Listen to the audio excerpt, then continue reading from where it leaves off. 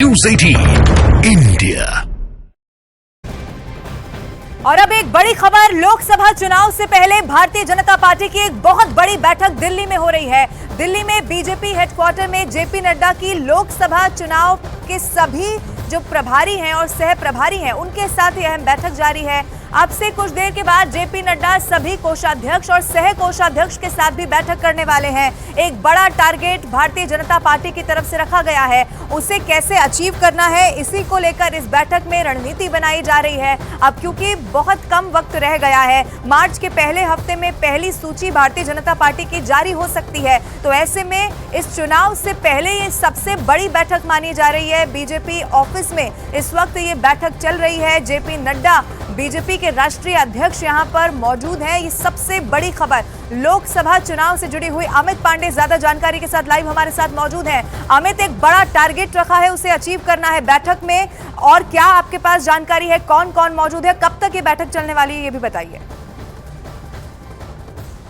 देखिए, अब से थोड़ी देर पहले यह बैठक शुरू हुई है और लोकसभा चुनाव प्रभारी और सह प्रभारी जो हैं उनकी बैठक ये है और बीजेपी अध्यक्ष जेपी नड्डा इस बैठक की अध्यक्षता कर रहे हैं और तमाम जो अलग अलग प्रदेश हैं वहाँ से उनके पदाधिकारियों से फीडबैक लेकर रहे हैं कि आखिरकार और क्या करना चाहिए। मूलतः ध्यान इस ओर है कि जो सीट पिछले चुनाव में बीजेपी के खाते में नहीं आई थी उन पर जीत किस तरीके से दर्ज की जाए और उन पर पार्टी की क्या रणनीति है, और जो ये पूरी की पूरी बैठक होगी इसका जो असर है, इसकी छाप है जब मार्च के पहले हफ्ते में संभावित जो सूची है लोकसभा प्रत्याशियों की बीजेपी की, उसकी छाप इस मीटिंग में ज़रूर दिखाई देगी। और ये बैठक दो हिस्सों में है। पहला पार्ट है करीब 1:30 बजे तक है और दूसरा 2 से 4 बजे तक है।